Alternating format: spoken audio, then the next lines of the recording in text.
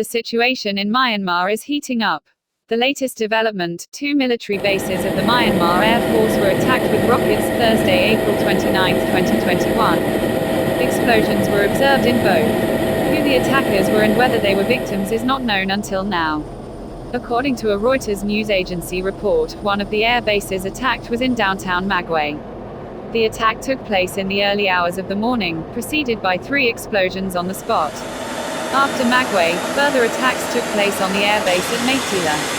The airbase north of Magway is one of the most important bases for the Myanmar military.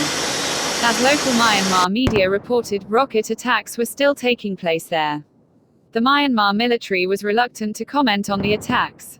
The allegations so far point to Myanmar's armed ethnic group. As is known, since the coup took place in Myanmar, fighting between the military and armed ethnic groups was inevitable. The fighting was exacerbated by air raids on ethnic group settlements in the north and east of Myanmar.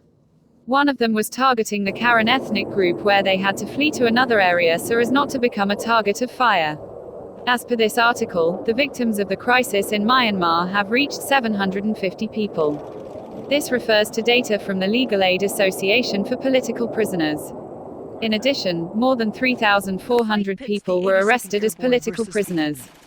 One of them is a state councillor. To seize and secure an airfield until reinforcements arrive. Whenever we have to go assure access somewhere, we're very realistic that if we're doing an airfield seizure, when we land, we're going to have to, immediately go into combat.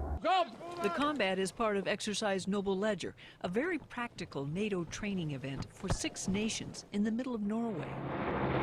For the paratroopers from Fort Bragg, it's a learning opportunity that starts 1,000 feet up. It's conceivable that if NATO had to commit forces as part of their NATO response force, there may be a need to send U.S. forces as well. The majority of countries, their crisis response elements come from their airborne forces.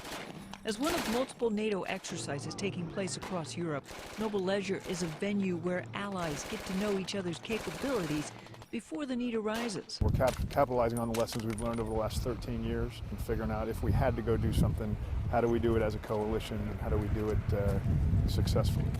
Gil McCabe, Norway.